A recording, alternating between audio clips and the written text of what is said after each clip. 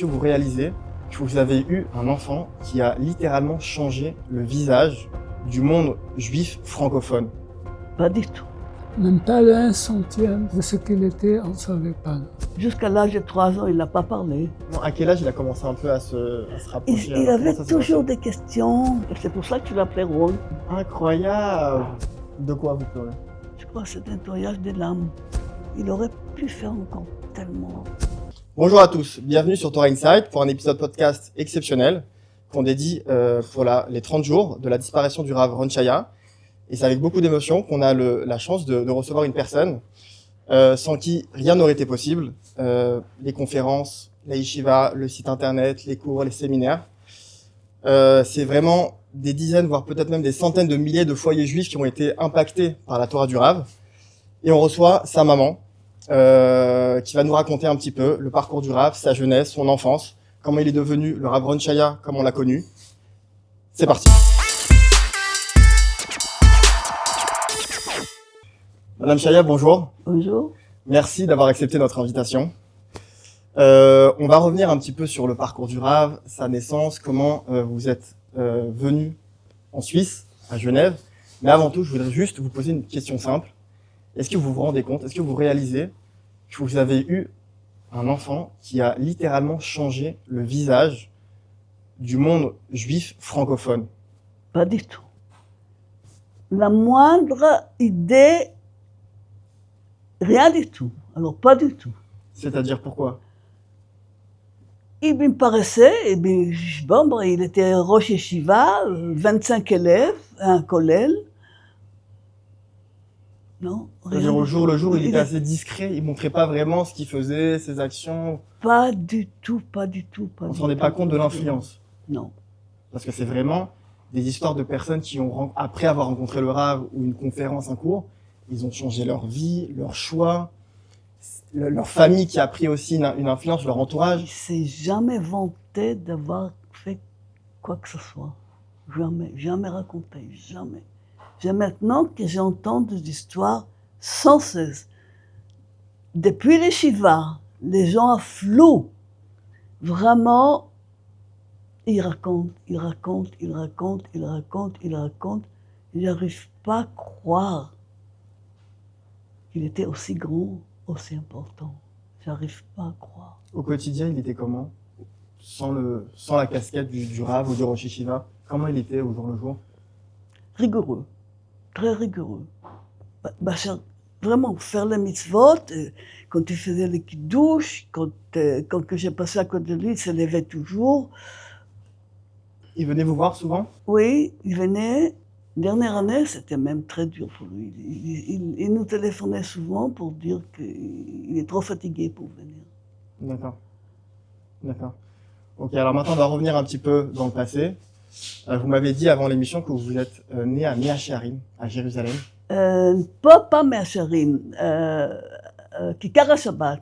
Kikar HaShabbat. Deux maisons à côté de Kikar HaShabbat. Est-ce que vous pouvez un petit peu nous raconter le contexte? Comment vous êtes Tout à marié, fait. vous êtes parti en Suisse, Je suis tout ça? né 8e enfant d'une famille de 12 enfants. Mon père a construit cet immeuble en 1930 parce que ma mère ne voulait pas habiter le quartier de Boukhara.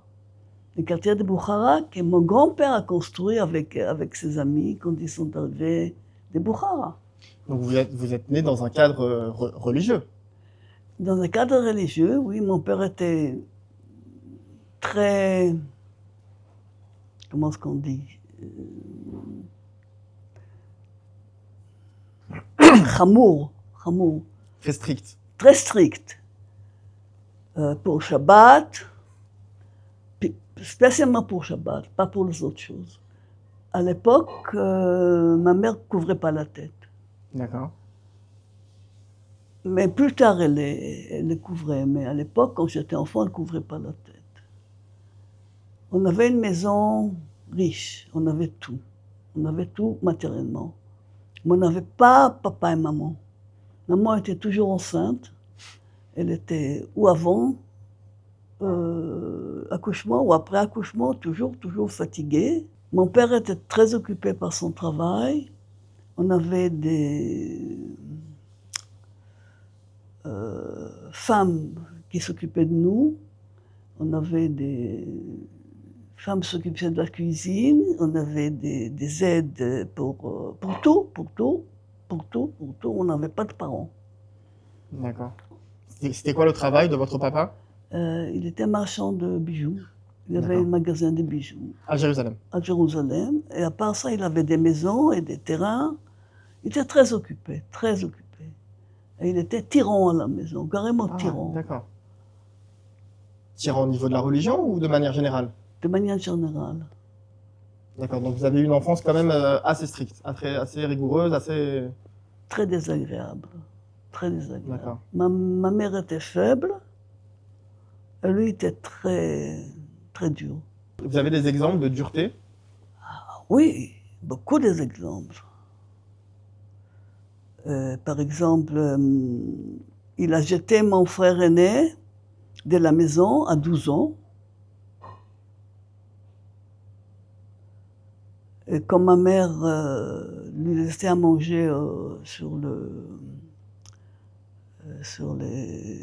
la fenêtre, il escaladait la nuit pour pouvoir manger. Et si mon père l'attrapait, c'était des grands cris, c'était la police, c'était le fouet, c'était horrible. Et pourquoi il avait jeté de la maison? Parce qu'il était dyslexique, il n'était pas bon élève, D'accord. et il ne faisait pas ce que mon père voulait qu'il fasse. Ce que mon frère disait, il s'appelle Shlomo, qu'il empêchait mon père de battre sa mère.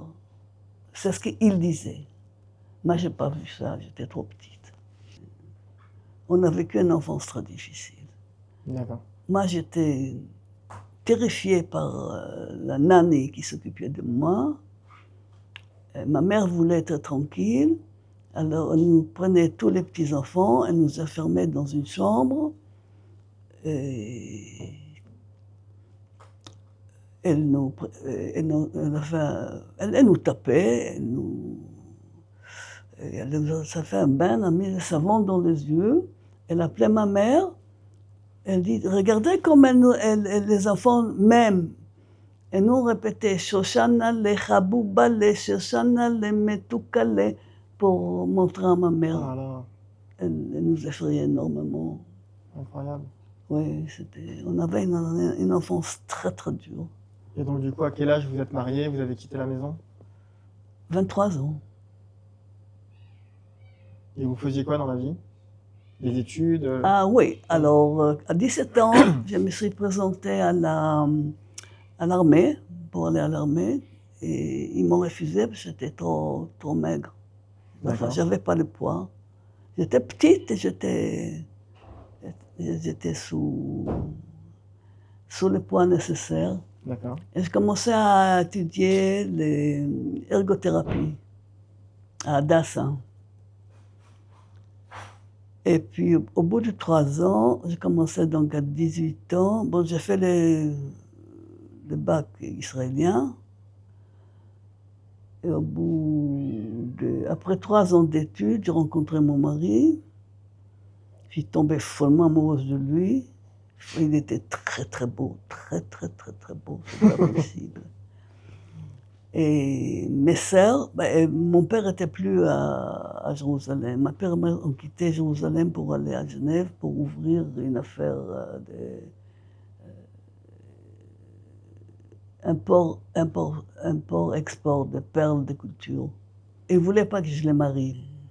Ils ont écrit à mon père que je suis amoureuse, que je vais me marier. Alors, il a fait il a su qu'il venait d'un kibbutz, Shomer HaTzaïr, Mishmar HaEmek, Waouh! et il voulait absolument pas que je me marie un garçon comme ça. C'était 2 milieux complètement différents. Oui. Alors, je suis tombée malade, très malade, et les médecins n'arrivaient pas à savoir c'est quoi comme maladie. Pendant 1 mois, je vomissais, j'avais de fièvre, je vomissais, j'avais de la fièvre. Ils ont écrit à mon père de nouveau que je suis malade d'amour. La maladie de l'amour. Et bon, il était à New York pour ses affaires, et puis il a été voir le Rabbi Lubavitch. Alors il est allé chez lui, il a demandé si je peux épouser un garçon qui n'est pas religieux. Alors le Rabbi a dit, il est juif. Qu'il a dit oui. Alors, s'il va garder 3 choses, Shabbat, Tfilin, la pureté familiale, alors vous pouvez accepter. Alors mon mari a dit oui, et on s'est mariés. Incroyable. Qu'est-ce qui vous a plu chez lui? Comment vous êtes tombée follement amoureuse de lui? Comment j'ai tombé amoureuse de lui? Qu'est-ce qui vous a plu? Oh, c'est une longue histoire. En quelques mots, pour voilà, les jeunes filles, peut-être qui aimeraient avoir des conseils. Quand j'étais étudiante dans l'ergothérapie, dans le groupe, il y avait une fille américaine très, très, très belle. Elle m'a dit qu'elle voulait connaître Israël. Et si je connais un groupe qui fait excursion, alors c'était Chag HaShavuot, et j'ai rencontré un garçon, une connaissance. Je lui ai dit, s'il connaît quelqu'un qui fait une excursion, il m'a dit, oui, je connais, voilà, on va partir dans quelques jours, faire excursion, on va à Yam HaMelach. Alors, moi et elle s'appelait Ilana, et on s'est joint à ce groupe, on est allé à Yam HaMelach par un camion, ils ont mis des bons. On était un groupe, une trentaine à peu près. Et il était dans ce groupe. On est allé à Yam HaMelach, mais par Tel Aviv et Be'er Sheva, parce que la route pour... c'était en 1958. Non, 1958 ou 59. Et la route pour Yam HaMelach était fermée par Jérusalem.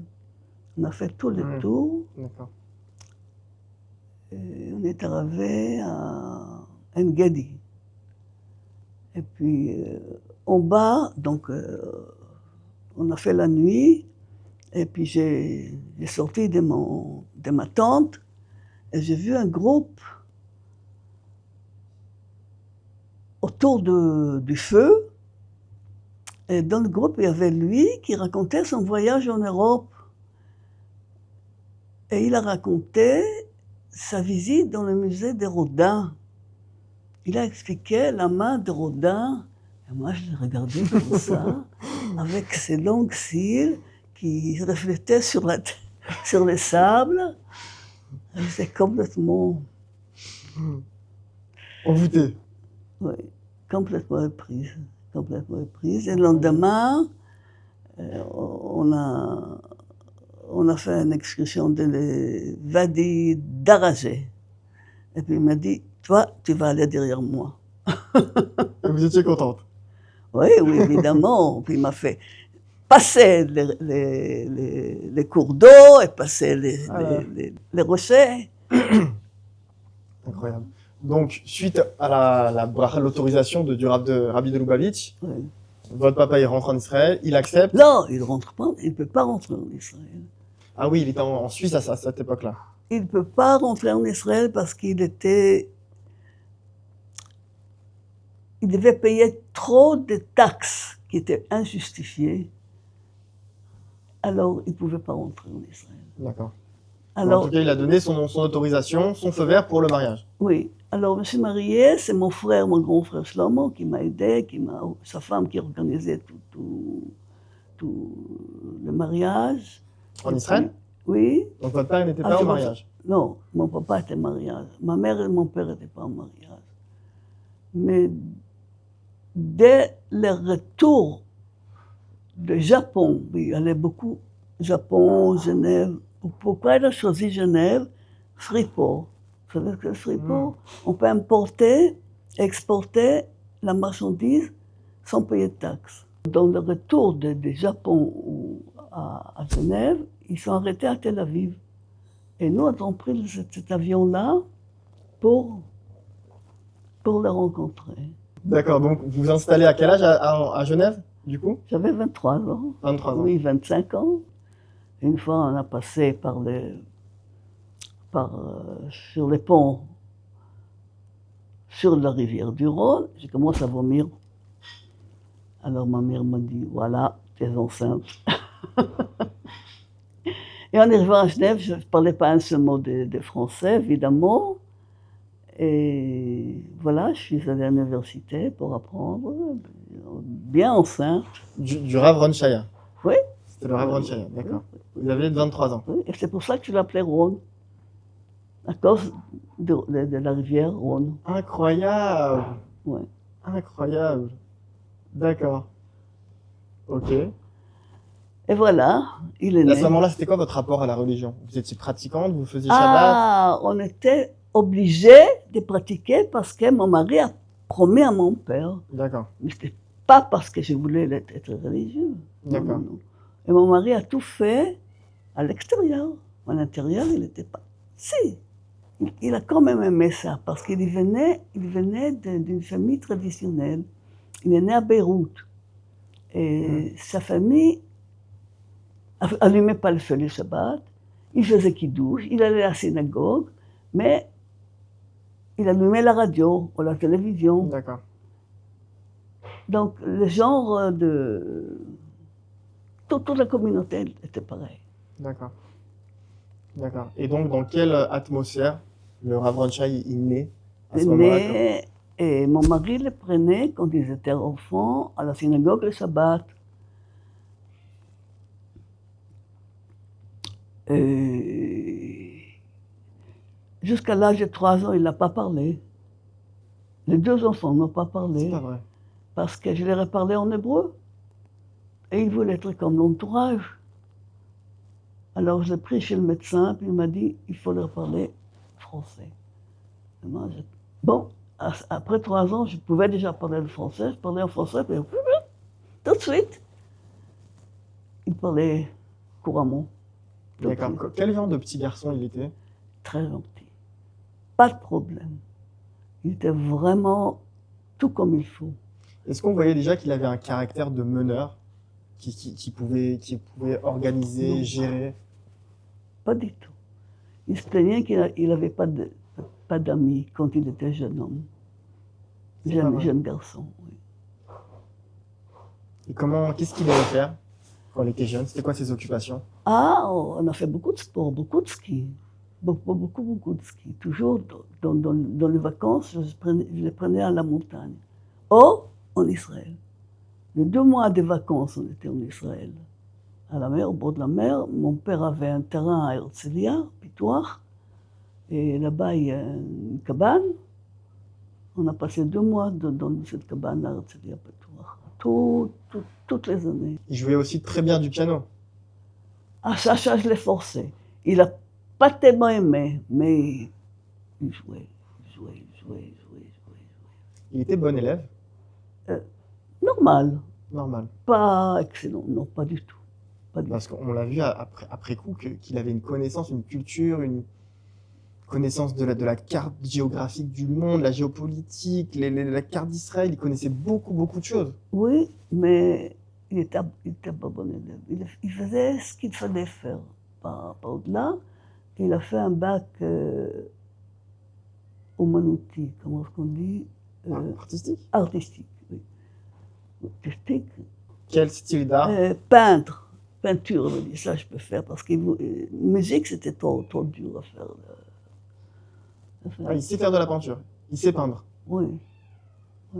Il sait peindre, oui. Il est très doué pour beaucoup de choses. D'accord, donc il a un côté artiste. Oui. C'est marrant parce qu'on aurait plus pensé qu'il a un côté très cartésien, très rationnel. Quand ils étaient petits, les 2, comme il avait beaucoup de problèmes avec son frère, je l'ai pris sur un psychiatre. Et il a dessiné. Je vais de la maison à l'école.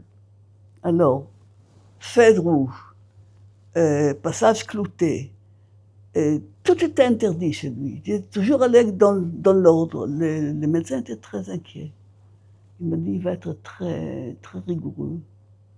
Dès son plus jeune âge, il avait ce côté-là très rigoureux. Oui. C'est ce qui l'a aidé plus tard à faire beaucoup de choses finalement. certainement. Vous avez d'autres anecdotes comme ça de sa jeunesse? Oui, on habitait à côté d'un parc et il escaladait toujours, lui, son frère, escaladait toujours les arbres et tous les gens me criaient qu'il ne faut pas le laisser faire. Moi, j'ai laissé tout faire. Ah, vous étiez une maman qui laissait faire les... Absolument, absolument. Vous n'avez pas peur pour eux qui... Tout faire. Escalader les arbres, aller en vélo, aller... Très tôt, je les rachetais en tous. Aller en tous. Vous m'avez dit qu'il n'avait pas beaucoup d'amis alors. Non, il se plaignait qu'il y avait pas beaucoup. Et Oui, pourquoi il- vous pensez? il Parce qu'il avait- était il peut-être avait- peut-être de côté, renfermé sur lui-même. Qu'est-ce que... Il avait toujours cette recherche. Parce qu'une fois été religieux, après on a quitté la religion. Il avait quel âge quand vous avez quitté la religion? Moi, dans ma jeunesse, dès que mes parents ont quitté Israël, j'ai tout laissé. D'ailleurs, vous savez, en Israël, avant l'État d'Israël, on voulait être kibbutznikim, on voulait travailler la terre, on voulait construire les routes. Mm. On ne voulait pas être comme les juifs de la diaspora. On ne voulait pas être religieux. D'accord. Moi et toutes mes sœurs et frères. Donc vers l'âge de quand le Rav Ron Shaya avait 15 ans, plus ou moins, il n'y avait pas de Torah à la maison. Il n'y avait pas Pas de du religion, rien du tout. J'étais très contre, très contre. Ah, même contre carrément. C'est pas juste pas pratique. Contre. Je détestais la religion. Je détestais. J'ai haï les gens Carrément. avec tout. Carrément. Oui, j'ai haï. À quel âge il a commencé un peu à se rapprocher? Il alors? avait Comment ça s'est toujours passé? des questions. Je sais qu'une fois, sa maîtresse d'école m'a dit que quand elle raconte l'histoire de la Torah, de la Bible, il était tout ouvert, tout lui. Ça l'intéressait beaucoup. Ça l'a intéressé dès son plus jeune âge. Beaucoup. C'est quoi les styles de questions qu'il posait par exemple? Il voulait demander à vous Quoi? les questions, les recherches, les questions qu'il avait? Il vous posait ces questions à vous? Non, il n'osait pas, je crois pas. Mais une fois qu'il a appris à l'école sur Guillaume Tell, il était tout fier d'être suisse.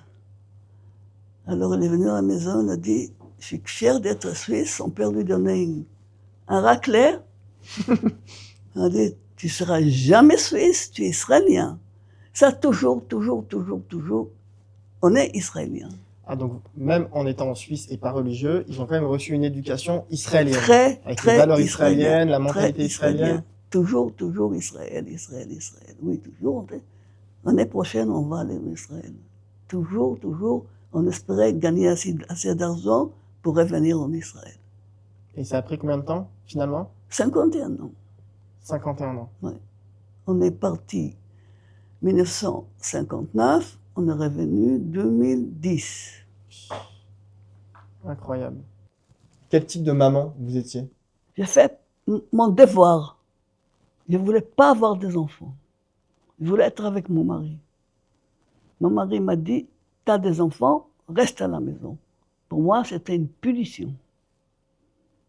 Mais vous n'étiez pas heureuse de les voir rentrer de l'école, de s'occuper d'eux? Pas du tout. C'était une punition. J'ai fait mon devoir. Pendant 16 ans. Quand ils ont atteint 16 ans et 15 ans, j'ai dit, voilà, j'ai terminé mon devoir avec vous, je commence à travailler, voilà la coupa, comment on dit? La caisse? La caisse, vous prenez de l'argent comme vous voulez, vous achetez ce que vous voulez, vous jetez la poubelle, vous vous occupez de tout ce que vous voulez. Moi, je ne suis plus là. Bon. Ah, il appréciait papa parce qu'il amenait l'argent. D'accord, vous avez ce sentiment-là d'être trop affairé à des occupations de maison et vous avez un besoin de s'exprimer, Je de voulais vivre. toujours travailler, mon mari me dit non. Il fallait prouver que je peux faire. C'est peut-être suite à votre enfance aussi un peu très stricte que vous avez reçue. Ma mère ne m'a pas aimé du tout. J'étais trop mince pour elle. Elle voulait des enfants, pouf. Et donc, à quel moment le Rav Ron Shaya vient en Israël? Il fait l'armée, il s'engage. Comment ça se passe? Ah, c'était toujours le but, de toute façon. Il n'y avait pas question d'autre chose. Pour lui et pour nous. À 17 ans, il est venu? À 19 ans. À 19 ans. Il a terminé le bac. Il est venu, oui. Et il a commencé à l'université pour perfectionner son hébreu. En Israël? Oui, c'est sûr. D'accord. Donc, en fait, si on peut résumer, il a eu une enfance plus israélienne que religieuse. Oui, Beaucoup de recherches, Beaucoup. beaucoup de questionnements. oui. Un enfant qui n'a pas forcément beaucoup d'amis Non. et qui il se pose des questions sur la vie, mais voilà, pas forcément bon élève, normal, standard, et qui Absolument. décide à 19 ans de venir en Israël. Oui. Vous étiez content qu'il parte? Oui, c'était normal pour moi, oui, tout à fait. Il avait sa famille ici, oui, ses cousins, sa grand-mère, ma mère, la mère de mon mari aussi, oui. À quel moment il s'est marié, il a rencontré sa future femme? Il a rencontré dans un mouvement de jeunesse, oui, Ah, donc en Suisse. en Suisse, oui. Elle était religieuse, elle pratiquait? Pas du tout. Ah, Stella était plus pratiquante que lui, mais pas complètement comme maintenant. Elle était plus pratiquante, elle était chômeur de Shabbat. Donc ils sont partis ensemble en Israël. Non. Ah, non, non. Quand il avait la guerre, elle est venue en Israël. D'accord, donc lui il est venu faire l'aléa, il a fait l'armée et elle était encore en Suisse. Et après ils se sont rejoints, ils se sont mariés. Pas tout de suite, oui, mais après quelques temps, oui. D'accord. Elle est venue d'abord, elle est allée dans une école pour jeunes filles juives, pour renforcer son judaïsme. D'accord. Et comment s'est passé son service militaire? Bon, il s'est beaucoup investi pour devenir chef de tank. Beaucoup investi. Combien de temps il a fait? Il a fait 2 ans. Il n'a pas fait 3 ans, il a fait 2 ans. D'accord. Un bon soldat. Bon soldat investi. Très bon soldat, très très bon soldat. Je crois qu'on l'a apprécié beaucoup. Et du coup, comment il découvre la Torah à ce moment-là? Donc il sort de l'armée, il n'est pas du tout pratiquant religieux. Non, je crois qu'il a entendu avant l'armée, il a entendu des conférences par, je ne me rappelle plus quel rave. Arachim? Hein? Arachim? C'était pas encore Arachim. Non, par un rave à l'université. Je ne sais pas qui. Et puis, il savait qu'il veut venir de religieux, mais faire l'armée aussi. Alors, il ne savait pas quoi avant. Alors, il a d'abord faire l'armée et après aller à l'Yeshiva. Je crois qu'il avait raconté une fois que quand il commençait un petit peu son processus de Teshuvah, il faisait Netilat Yadayim souvent. Et vous avez eu peur, vous l'avez dit. Ah, dès qu'il il y a des il tocs. avait un tic, oui, mais ça c'est après qu'il a fait, tu vois. D'accord. Ah oui. Il avait un tic, moi je n'étais pas du tout d'accord pour la façon qu'il élevait son fils. Pas du tout d'accord. Et puis, pour ça, je voulais qu'on aille chez un psychiatre. Carrément. Carrément. Alors, quand on est chez le psychiatre, il a dit, vous avez élevé vos enfants, laissez-lui élever ses enfants. Comme il veut. D'accord. Et donc, du coup, ça Teshuvah, comment ça fonctionne quand vous voyez qu'il commence à devenir religieux? Comment vous Alors, je regardez l'ai ça? pris très mal. Très mal. Quand je l'ai vu sortir de la yeshiva, il était très sportif. Très sportif. Il savait danser, il savait jouer piano, il était gai, il était tout. Je le vois pâle, presque vert, chemise blanche, noire, veste noire, barbe et tout. Mais j'ai commencé à pleurer, c'est pas possible, c'est pas mon fils, c'est pas pleurer. Waouh, j'étais malade pendant 3 ans. C'est pas vrai. On s'est bagarré. Incroyable. Pendant 3 ans, on s'est bagarré. Et à son mariage, quelle horreur, je pleurais J'étais assise à la table d'honneur en dessus. De ce côté des vieux, de ce côté des vieilles, de côté droit tout des tirels, de ce côté gauche que des chapeaux noirs. Pour ma famille, il n'y avait pas de place. D'ailleurs, ils ont parti très vite. Ce n'était pas pour eux que tous ces gens religieux. Ma famille est très gauchiste. Toutes mes sœurs, mes frères. Encore aujourd'hui?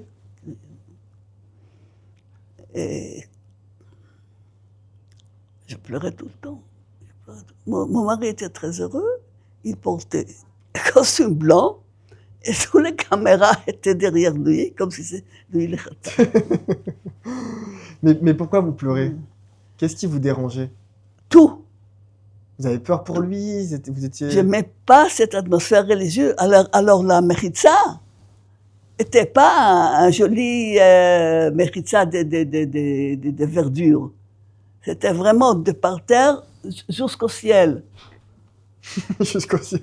Ah, c'était horrible. Il m'a demandé de mettre un chapeau pour couvrir les cheveux, parce qu'il m'a dit, si tu as les cheveux tête recouverte, mon mariage ne vaut plus rien. Il était mince, maigre même, parce qu'il a jeûné toute la journée. Ah, j'ai pas aimé du tout son mariage, pas du tout. Donc vous avez une photo du mariage? Ken. Voilà. Malal de Ron. Incroyable. Incroyable, il était jeune. Incroyable. Incroyable cette photo. Qui est-ce qui les a mariés? Un petit-fils de Khatam Sofer. Ouais, il a été dans sa yeshiva? Non. Comment il a été en contact avec lui? Ah, je ne sais pas. Aucune idée. Et là, à ce moment-là, vous pensez quoi, là? Quand vous voyez tous ces religieux, cette ambiance très rarédite? Oh, je n'ai pas aimé ce mariage du tout, du tout. Moi, je préparais des roses, des donner à chacun quand il entre. C'était pas du tout le style. Fourbi, les gens se sont assis et commencé à manger avant que la choupa terminée.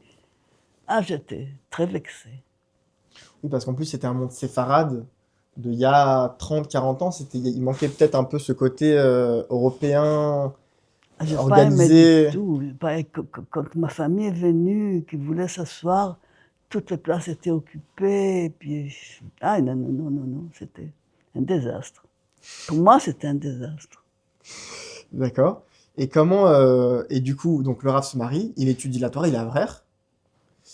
Et vous, est-ce que vous voyez son évolution pas bien après le mariage, est-ce que vous commencez à voir d'un bon œil son évolution dans la Torah, ou vous avez toujours ce conflit? Pas du tout, pas du tout. Je suis rentrée à Genève pendant 3 ans. Je me suis bagarrée avec lui.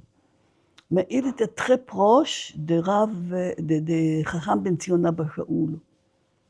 Et puis, un jour, il nous dit que le Rav veut venir à Genève chez nous. Avec sa femme, avec son fils et sa belle-fille. On était d'accord. On avait un appartement libre à côté de nous, de mon fils Gil. D'accord.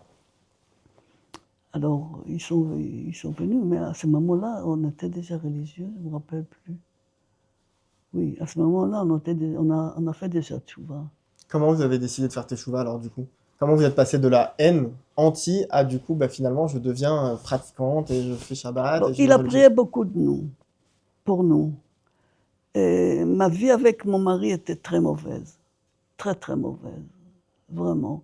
Il était tout le temps occupé à voyager pour les perles.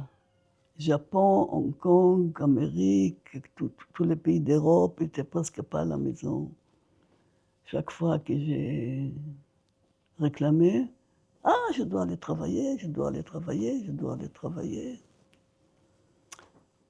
Et il me manquait beaucoup dans ma vie, mon mari.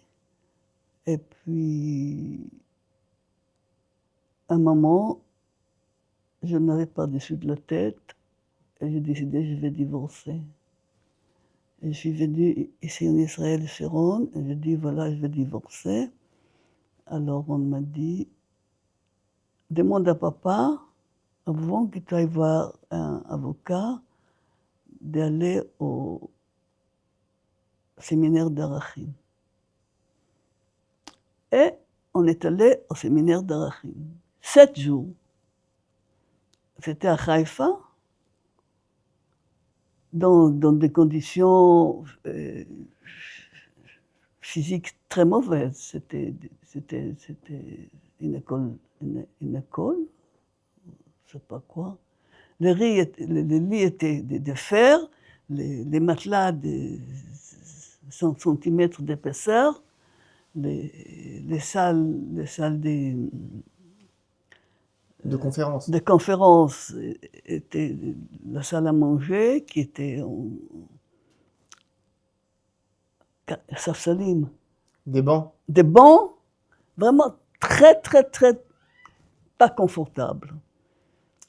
Et dès la première conférence, on était scotchés. Ça parlait de quoi, vous vous rappelez?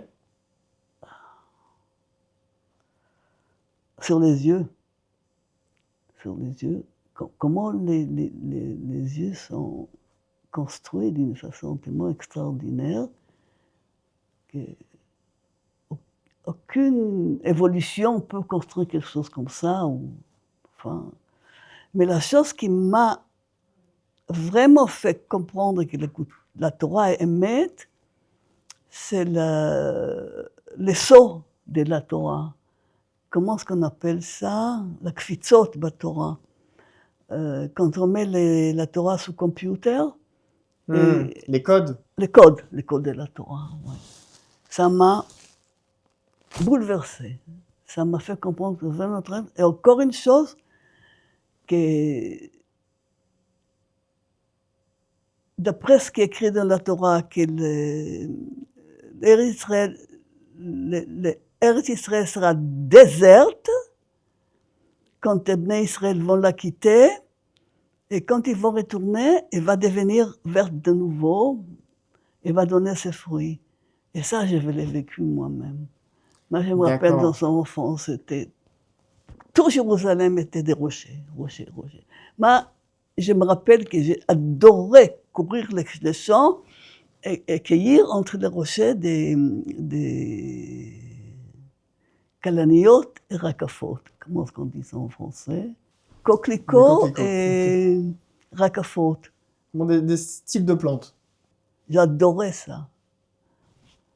Et quand je suis rentrée maintenant après tant d'années, je vois tout est construit, tout est bâti, tout est béton. Comment est-ce qu'on dit béton? En béton? Béton. Et vous avez eu donc de vos propres yeux la prophétie se réaliser. Et les fruits sont beaux, jolis, grands. Toute la névoie est vraie.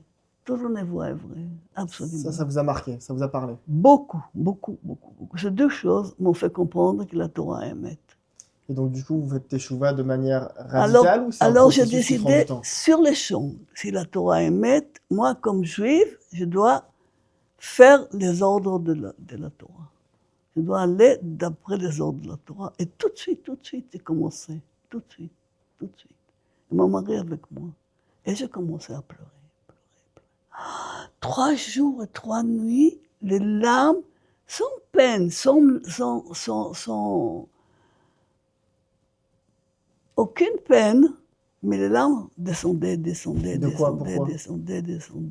De quoi vous pleurez? Pleurer. C'est un nettoyage. Je crois que c'est un nettoyage des larmes. Incroyable. Donc, du coup, vous rentrez à Genève et là, vous décidez de changer de vie, de vous prendre en main, de faire teshuva. Après des conférences, on avait un voyage à Eilat. On avait inscrit un voyage. Avant, on avait inscrit un voyage à Eilat. C'était très difficile à Eilat. Tout d'un coup, il fallait allumer les bougies, les shabbats et tout ça. Tzniout et tout ça. Peu. Après, on est rentré à Genève.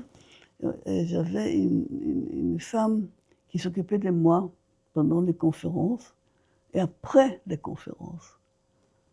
Elle venait 3 fois à Genève, elle est de Bnei Brak, Madame Zaloshinsky, extraordinaire, extraordinaire. Elle nous envoyait des cassettes, des bouquins, de tout. Nous, on avait soif d'apprendre, d'écouter, sans cesse. Donc du coup, j'imagine que ça fait beaucoup plaisir à votre fils.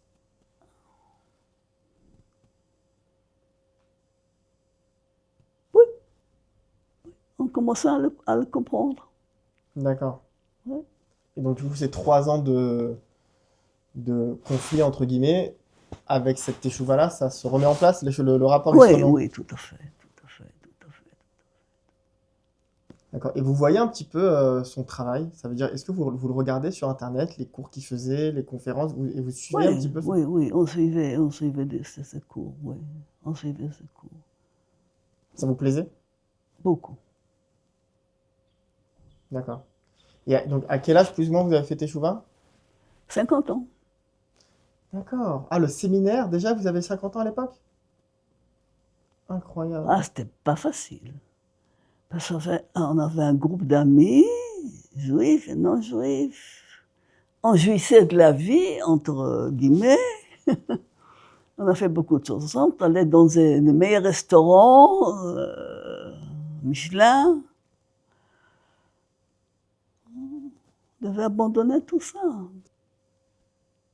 C'est ça moquait de moi, mes amis. Mais on les a laissés. Un seul couple leur restait ami avec, c'est tout.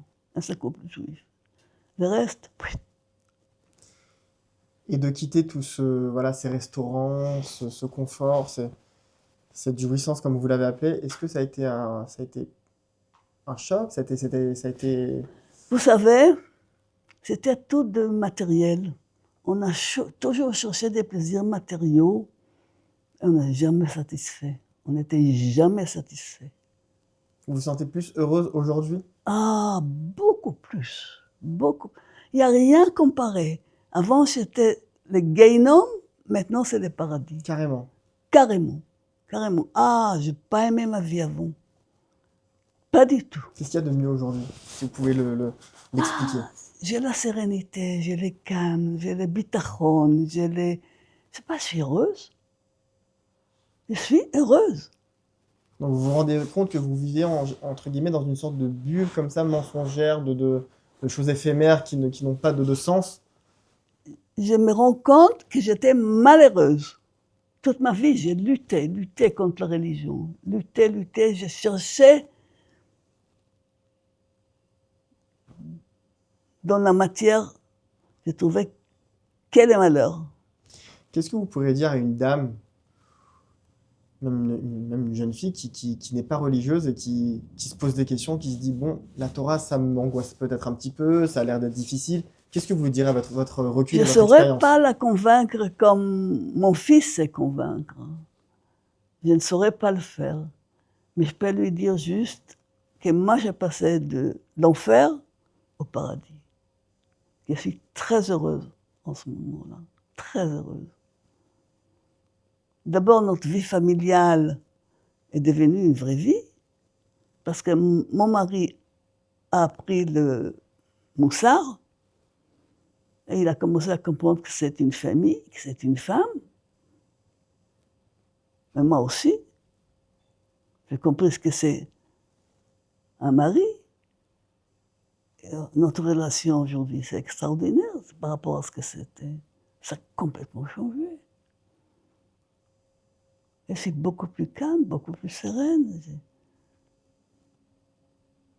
Est-ce que vous pensez que ce conflit-là, en tout cas le refus, cette lutte contre la religion, c'était peut-être inconsciemment aussi la lutte contre votre papa Certainement. Certainement. Il y avait peut-être des choses inconscientes qui étaient enfouies en vous, etc. Certainement. Dieu m'a pris en main, il m'a fait un chemin comme ça. Vous savez que j'ai ouvert un magasin de bijoux ancien à Genève, sans argent, sans nom, sans savoir. En plein rue du Rond de Genève, c'est le plein principal, parmi les toutes grandes firmes au monde. Et j'ai réussi. Incroyable. La main de Dieu. Absolument. Et j'étais pas religieuse à l'époque. J'avais 45 ans quand j'ai commencé, avec 25 000 $ que j'ai reçus par mon père. Et tout le monde mon mari, mon frère, tout le monde m'a dit, Aviva ne sait pas travailler, elle va se casser les nez. Je lui donne 3 mois. Et j'ai réussi. Extraordinaire. Ah, donc vous étiez une femme d'affaires. Pas simplement votre mari travaillait, mais vous aussi, vous étiez sur le marché du Ah, travail. j'ai commencé très tard, j'ai commencé à 45 ans. 40 ans ou 45 ans, quand mes enfants étaient grands, parce que mon mari refusait à ce que je travaille. Il voulait que j'élève les enfants. D'accord. Ah, j'ai pas aimé. Ah, moi, je voulais d'abord être lui, voyager avec lui. Je voulais être avec lui. Et le premier voyage que je fais avec lui, je vomissais tout le temps. J'ai vomi tout le temps. Et il m'a dit, reste à la maison. Et donc aujourd'hui, vous êtes en Israël, vous avez 90 ans. Comment vous occupez vos journées? Qu'est-ce que vous faites? Comment... J'ai entendu que vous faisiez beaucoup de sport, que vous étiez assez active. Oui, oui. Tous les matins sont occupés. Je m'occupe d'abord 2 heures prière et méditation. Après, je fais... Méditation, c'est-à-dire parler avec Hachem? Oui, D'accord. oui, oui, beaucoup. Je lis Shabbatot, c'est le Zohar. Ça m'aide beaucoup, beaucoup, beaucoup. Ça m'aide à être calme, ça m'aide à communiquer. Communiquer. Et bon, il y a toujours à faire, parce qu'il y a toujours à faire des commissions, à avoir des médecins, à acheter des médicaments, à avoir les petits-enfants, les arrière-petits-enfants. Il y a toujours à faire, Et toujours. vous faites quoi comme activité sportive? Ouais, j'ai fait le pilates par une maîtresse qui vient à la maison, une fois par semaine avec mon mari. Votre mari aussi, il fait? Vous faites ensemble? Oui, il a accepté dernièrement de venir faire avec moi, oui. D'accord. Moi, ça fait 2 ans que je l'ai fait. Avant, j'allais dans un groupe. Mais j'ai arrêté. Maintenant, j'ai une maîtresse qui vient, une prof ou Une prof. qui vient faire à la maison. On le fait ensemble. 2 fois par semaine, je nage. Très, très agréable. Je fais sport aquatique, exercice dans l'eau. Et j'ai une maîtresse qui vient, hypopressif. Je n'arrive pas à croire qu'il est loin. Je n'arrive pas à croire qu'il est loin. C'est un peu le sentiment que tout le monde a. Il est tellement présent qu'en réalité, on a du mal à réaliser.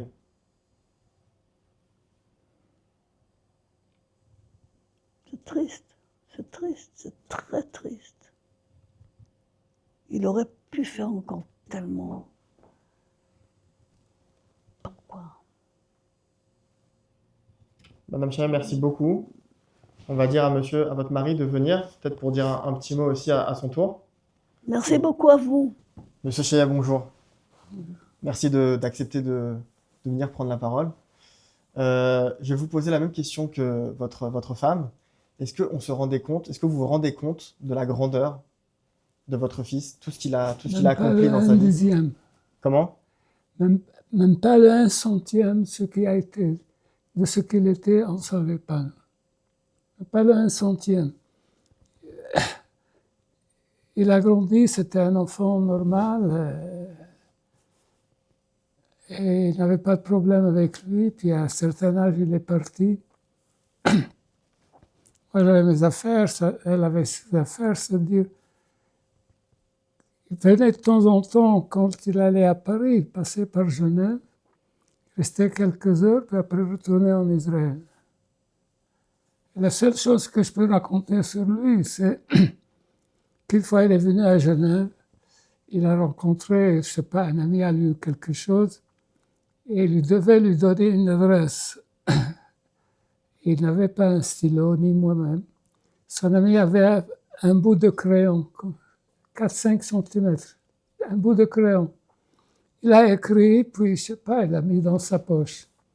Après 6 mois, il est venu à Genève avec ce crayon-là et il cherchait l'adresse du gars. Jusqu'à ce qu'on l'a trouvé, il l'a prise, il l'a mis dans sa boîte à lettres et ils sont partis. C'est la seule chose que... C'est des petits détails, mais qui montrent la grandeur d'une personne, de faire attention à des petites choses. C'est des petites choses, quoi, des petites choses. Et il venait vendredi à midi, nous deux, Shabbat Shalom, 5 minutes, et il repartait. 5 minutes. En effet, les vacances familiales avec lui. Mais là aussi, il était comme les autres. On allait sous côte. On allait à la Yar Yerushalayim et on faisait des méchouis à la Esh, toute la famille. Et lui, il s'est fabriqué une petite souka. On mangeait comme ça, il allait dans sa souka. C'est les petites choses qu'on connaissait, mais on ne savait pas tout. C'est pas alim, c'est raccord avec les gens et tout ça. C'est maintenant que vous découvrez, qu'on vous raconte des histoires, des témoignages? Maintenant, je fais que voir ça. Je vois et je pleure. Hier, j'ai arrêté. Je ne peux plus. Je me suis desséché. À cause de ça. C'est venu d'un seul coup comme ça. Puis tout le temps qu'il a eu mal, il m'appelle 2 fois par semaine, c'est-à-dire le mardi et le vendredi. Comment ça va? Oui, je suis fatigué, j'ai un peu mal à la tête. Il ne nous a jamais dit qu'est-ce qu'il avait. Jusqu'à ce qu'il a été hospitalisé, sa femme nous a raconté, mais elle aussi, en résumé seulement. Il s'est senti mal, mais la dernière fois,